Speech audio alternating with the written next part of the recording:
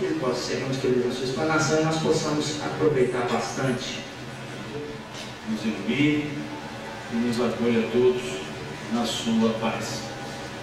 Eu agradeço o convite que Vicente me fez para estarmos aqui hoje, conversando acerca desse tema, espiritismo e política, ou política na visão espírita, ou seja, conversarmos um pouco acerca desse momento que nós estamos na iminência de uma eleição, e sempre nesses momentos vem aflora a ideia de se pensar nesse campo chamado política.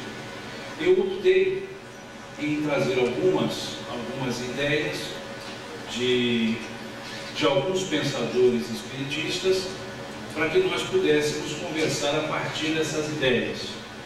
Não quero fechar nenhum questionamento a respeito, as questões ficarão abertas, o tema não se fecha, porque é um tema que demanda, digamos, aprofundamento quase que individual, um aprofundamento quase que de níveis de consciência, e aqui então não caberia eu explanar com uma ideia minha.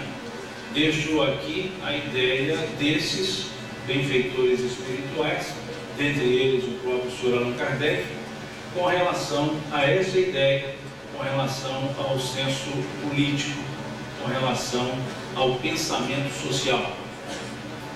São poucas langas, acredito eu, umas 76, 77, mas dado o tempo que é curto, eu vou ficar no máximo com 74. A gente deixa duas para a próxima oportunidade.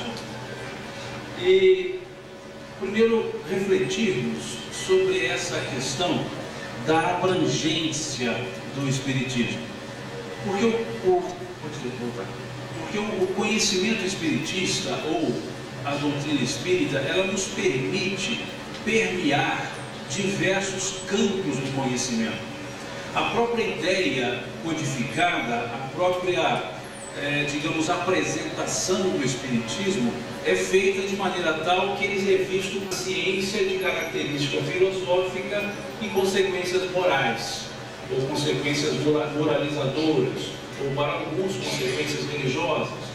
Então, em função dessa sua característica, o seu campo de abrangência, ele é grande, ele é amplo, e atinge diversos níveis sociais, dentre eles as também chamadas ciências sociais. Ele também analisa os elementos da convivência, a lei de sociedade, uma delas. Então é um campo muito abrangente. E é dentro dessa abrangência, então, que nós observamos esse aspecto social do exercício cidadão, do exercício político ou do entendimento político. Com isso, nós então refletimos com essa pergunta. O que procurar então no Espiritismo, se ele é tão abrangente? E o Sr. Allan Kardec, na Revista Espírita de fevereiro de 1862, ele nos fala: procurai no Espiritismo aquilo que vos pode melhorar, eis o essencial. Então é dentro dessa premissa, dentro dessa ideia do Sr. Allan Kardec, é que nós vamos conversar, tentando buscar nesse campo da chamada política, desse campo da chamada ciência social aplicada que seja, o que podemos tirar de melhor, o que nos é ou o que nos permite sermos melhor, ou que nos permite nos melhorar. Então faremos reflexões sobre esse ponto, buscando justamente essa ideia, procurando no Espiritismo não aquilo que cause dissensões, não aquilo que cause contendas desnecessárias, não aquilo que o Cristo colocou, fermento dos fariseus, mas pelo contrário, buscar aquilo que possa servir para nós todos como elemento de melhoramento, de melhoria, como um degrau para a nossa ascensão espiritual, para a nossa ascensão pessoal. Então essa é a ideia. Sempre quando falamos em Espiritismo, nós falamos com esse foco. O que é que nós podemos tirar dali que nos serve possamos sermos melhores, para que possamos, ao término de uma conversa como essa, sairmos um tanto diferente de quando entramos. Porque toda reunião, ela tem essa finalidade. Toda reunião nós temos por princípio sairmos dela melhores, mais esclarecidos, porque senão ela é inócua. E a ideia de espiritismo, quando se fala dele, só se fala com esse foco. O que eu posso tirar dali que me ajuda a me tornar uma pessoa melhor. Não uma pessoa perfeita, mas exercer a minha perfectibilidade a partir de um entendimento.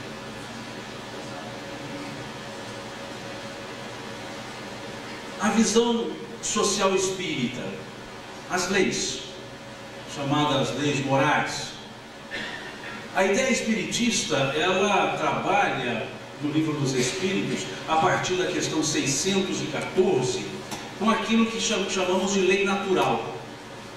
E é interessante percebermos a preocupação que o Sr. Allan Kardec teve ao apresentar aos espíritos um questionamento sobre essa chamada lei natural, que muitos podemos chamá-la de lei de Deus. E ele pergunta nessa questão 614 o que se entende por lei natural. E em outras palavras, os espíritos respondem que é a única e verdadeira lei, feita, criada, existindo para a felicidade do homem. Ela, essa lei, lhe indica o que ele deve ou não deve fazer. E o ser humano, o homem, só é infeliz quando dessa lei se afasta. Assim dizem os Espíritos. É uma lei que rege a nossa existência. E percebendo mais à frente, quando se pergunta então onde está escrita essa lei, ou seja, a lei de Deus, que é a questão 621 do Livro dos Espíritos, eles respondem na consciência. Então não é uma lei que está escrita, é uma lei que está gravada na nossa consciência.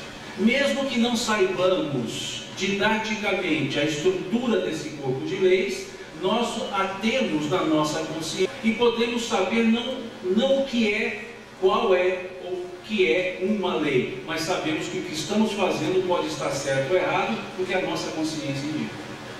Há um sensor natural que até a criança, que não desenvolve raciocínios tão profundos, ela sabe quando faz algo errado. Tanto sabe que esconde. Então é uma lei que nos fala interiormente. Mesmo que eu não trabalhe de maneira cognitiva, ela me indica. E o interessante dessa lei, que ela trabalha a ideia, os espíritos trabalham a ideia, que a infelicidade, vejamos bem, a infelicidade, prefixo in, negação, negar a felicidade, opor-se à felicidade, é justamente afastar-se dessa lei. Em que o afastamento daquilo que seria uma lógica consciencial nos faz sentirmos infelizes. Não nos entristece, é interessante isso. A palavra que está colocada nessa questão 614 não é o homem só se entristece quando dela se afasta. Eles dizem o homem só é infeliz. Porque as pessoas podem transgredir as leis e sentirem-se alegres, mas são infelizes. A perspicácia no bom termo da palavra dos Espíritos é muito grande. Optaram pela felicidade e a sua negação, a infelicidade. Então aquela pessoa que usa da consciência, que usa da lei, ou abusa da lei natural, e até da lei não natural, a lei humana, ele pode não se entristecer por contrapô-la, mas ele se infelicita. Ele se sente infeliz. E é isso que a consciência indica. Vai dizer para ele, você está alegre, mas você não está bem. Por isso é lei natural. Por isso ela é a primeira das perguntas da sequência do livro terceiro, do Livro dos Espíritos, que é justamente sobre as leis morais. As leis da sociedade, de uma forma melhor dizendo, as leis da humanidade. E dentro dessa premissa de uma lei natural que está na nossa consciência, que nós a trazemos, mesmo que não a conheçamos na sua maneira cognitiva ou na maneira cognitiva, o Sr. Allan Kardec propõe então, para fins didáticos. Para fins didáticos, ele nos propõe uma divisão em 10 leis. E nessas 10 leis, nós temos então aquilo que poderíamos chamar de filosofia social espírita. Dentre os seus pontos, o próprio exercício político. Nós temos a lei de adoração, a lei do trabalho, a lei da reprodução, a lei da conservação, lei de destruição, lei de sociedade, lei do progresso, da igualdade, da liberdade e da justiça, amor e caridade. Essa estrutura que nós poderíamos dizer que é a nossa visão social espírita. A ideia de sociedade, ela é mais ampla e abarca os dois lados da nossa existência, ou da nossa vida, melhor dizendo. A existência material e a nossa continuidade espiritual. Dizendo-nos que as leis não se limitam a um exercício de vida material, mas que transcende a isso, antecede a isso e fica conosco, os seres imortais que somos. Então a ideia sociológica espírita, digamos que ela é uma parasociologia. Ela está além daquilo que se chama elementos sociológicos. O fato social durkheimiano, ele é maior na visão espírita. Ele não é um fato social, ele é um fato existencial. É muito mais amplo. Então, quando alguém quer entender a sociedade com olhos do espírito, isso aqui é um momento. A vida material é um momento, não é a essência que nós buscamos. E tudo que aqui ocorre é circunstancial. Quando buscamos a permanência no mundo material, que é impermanente, nós então temos a instabilidade. Quando buscamos entender a impermanência do mundo material, nós então temos a estabilidade. Vivemos estáveis num mundo instável. Mas quando quisermos viver o mundo pelas coisas do mundo, viveremos na instabilidade. Então a visão é ampla. Falarmos de exercício de mandato, nós podemos ampliar o mandato. Entendemos que o mandato é a vida material. Por quê?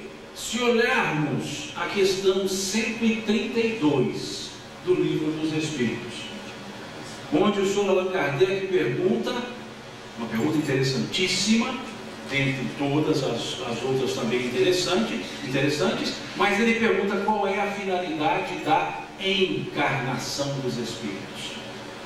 Depois nós vamos ver isso em uma outra lâmina. Mas ele pergunta a finalidade da encarnação. Ele não está perguntando ainda qual a finalidade da reencarnação.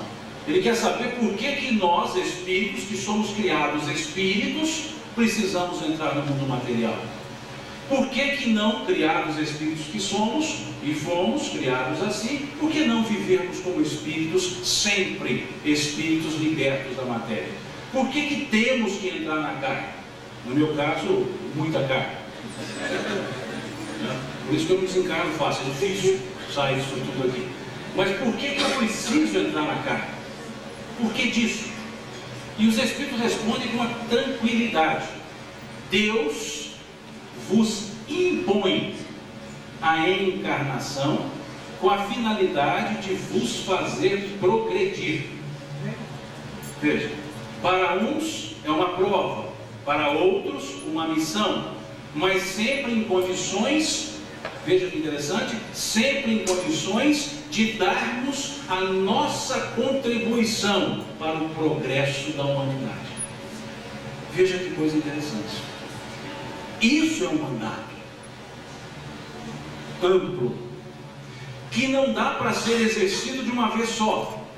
E aí então o Sr. Allan Kardec, partindo dessa premissa que a encarnação imposta, ou seja, necessária, por Deus, por nosso progresso, ele pergunta na questão 167, qual é a finalidade então da reencarnação? Já que está explicado por que nós entramos na carne, por que entrar e sair. E aí eles respondem: provas, expiações, aprimoramento progressivo da humanidade. Esse processo de progresso é de maneira paulatina, gradativa. Aqui chegamos, com o aprendizado, exercitamos, retornamos, aprendemos, exercitamos. É um campo de teste, é o nosso campo de prova. Então aqui são os nossos mandatos. E essas são as leis que nós temos. Maneira didática, o Sr. Allan Kardec encontrou de dizer, de tentar trabalhar as leis naturais, embora os espíritos tenham dito que, do nosso ponto de vista, poderíamos circunscrevermos a essas 10, mas são mais. Mas vejamos, a adoração, o reconhecimento da existência de algo maior, do Criador, o trabalho, a nossa parte de utilidade na existência material, a ocupação útil, a reprodução, a compota reencarnatória para a chegada de espíritos para que possam exercer também os seus mandatos existenciais, lei de conservação para que possa haver a perpetuação do processo de aprendizagem e aprimoramento naquilo que nós chamamos reencarnação. Destruição, o limite que nós temos da existência material, a perecibilidade da vida material, que nos mostra que na matéria temos começo e fim, para que possamos entender que aquilo na matéria se limita à matéria, e a destruição para a renovação. A lei de sociedade, que não vivemos isolados, que não somos seres autônomos, que precisamos uns dos outros, que temos um exercício de convivência, que nos fala Dona Hermance Dufour, a escola bendita da convivência.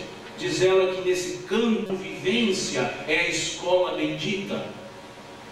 Então valorizamos a coexistência, a lei do progresso, que tudo se melhora de uma forma ou outra, por meios melhores ou meios coercitivos, mas melhoramos.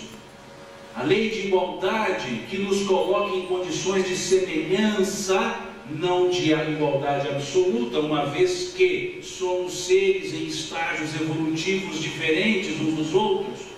Então, quando se fala em igualdade, se fala na igualdade para com a vida, mas não a igualdade de evolução. Então, mostrando bem que a igualdade absoluta não existe, de forma tal que a lei natural trata desigualmente os desiguais, e não trata igualmente os desiguais, e nem desigualmente os iguais. Ela trata desigualmente os desiguais. Na linguagem paulina, a cada um segundo suas obras. Na linguagem do apóstolo Tiago, cada um dará contas de si mesmo a Deus. E essa lei trata desigualmente os desiguais porque ela está na consciência. E a consciência está ligada à individualidade. Então, é uma lei de igualdade bem diferente do que pensamos. A lei de liberdade, para que exerçamos pelas nossas vontades aquilo que quisermos fazer, mesmo não sendo melhor para nós mesmos. Na linguagem paulina, tudo me é lícito, porém nem tudo me convém, tudo me é lícito, porém nem tudo me edifica. Mas temos a liberdade, a escolha, e tendo a liberdade, somos os únicos responsáveis pelas escolhas que fazemos. E não há por que transferir responsabilidade, senão assumi-la e resolvê-la. E a lei de justiça, amor e caridade, que não é justiceira, é justa, que é amorosa, que é beneficente. A lei de justiça, amor e caridade. Então é um conceito mais amplo do que um simples exercício de elementos materiais. Quando lutamos, nos engalfinhamos por poderes que começam e acabam na matéria. Ficamos lutando por tesouros, como dizia o Cristo, na terra, onde traças e ferrugens tudo consomem, onde ladrões minam e roubam, e deixamos de enxergar algo mais preponderante, ou aliás, algo preponderante, algo mais profundo, que é a nossa continuidade da existência. Somos seres imortais, nos preocupando e descabelando pela mortalidade. Onde está o conceito de imortalidade? E o Sr. Allan Kardec nos fala, no capítulo 1 do livro A Gênese, que a imortalidade é o poder moralizador do Espiritismo. É justamente esse conceito que nos dá uma visão maior, mais ampla. Sigamos. Dentro dessa premissa, então, caminhando para o entendimento da ciência social, nós percebemos então que quando as pessoas buscam o exercício do poder, embora algumas de verdade buscam para servir aos demais, mas na grande maioria há um sofisma, e a pessoa, entendendo que busca o melhor, nem sempre faz o melhor, e engana-se a si mesma. Pergunta-se então aos espíritos, por que Deus deu a uns a riqueza e o poder, e a outros a miséria? E os espíritos respondem para provar a cada um de maneira diferente. E na sequência, qual das duas provas é a mais terrível para o homem? A da infelicidade ou da fortuna, do poder? Partindo do princípio que o exercer o poder é uma prova. E eles respondem que uma e outra são difíceis, porque a miséria provoca, gera a lamentação contra a providência, as reclamações, e o poder leva aos abusos. Então, quando pensamos em exercício de comando, em exercício de poder, que seja o poder temporal no executivo, o poder de legislar na igreja Casa de Leis, no legislativo, ou o poder de avaliar e julgar no executivo, percebemos que isso são exercícios provacionais e não que gerem ou geram galardão para aquele que o exerce, mas pelo contrário, gera responsabilidades maiores, começando pelo próprio exemplo que tem que se dar do exercício do poder. Como dizia o Cristo, aquele que quiser ser o maior, faça-se ou comece pelo menor. E muitas vezes não percebemos isso. E quando fala em exercício de poder, que seja a presidência de um clube esportivo, que seja síndico de condomínio, que seja até presidente de grêmio estudantil. O presidente maior de um poder executivo, ou um presidente de um poder executivo maior. Tudo isso é exercício porque estaremos lidando com pessoas. E isso é uma prova, porque o poder, dizem os espíritos, levam aos excessos. E o que eu faço de forma excessiva é porque eu tiro de alguém. O excesso em um só acontece pela falta em outro. E o poder leva a isso. A miséria leva à lamentação, à reclamação, ao egoísmo do sofrimento. Quantas vezes na dificuldade vamos dizer, mas meu Deus, por que o Senhor faz isso comigo? Em outras palavras, por que o Senhor não faz isso com os outros? Mas por outro lado, o poder é que gera os excessos. Abusamos. Então é importante perceber, quando nos lançarmos a pontos de referência, o que queremos fazer? Como estamos preparados para tal? O que nos levou a isso, a buscar isso? Porque quantos lutam pelo poder e querem, quando tem, reclamam? Eu não aguento isso, mas por que procurou então? Por que se lançou numa luta constante para poder ter o poder e depois que tem, reclama dele? Eu vou me valer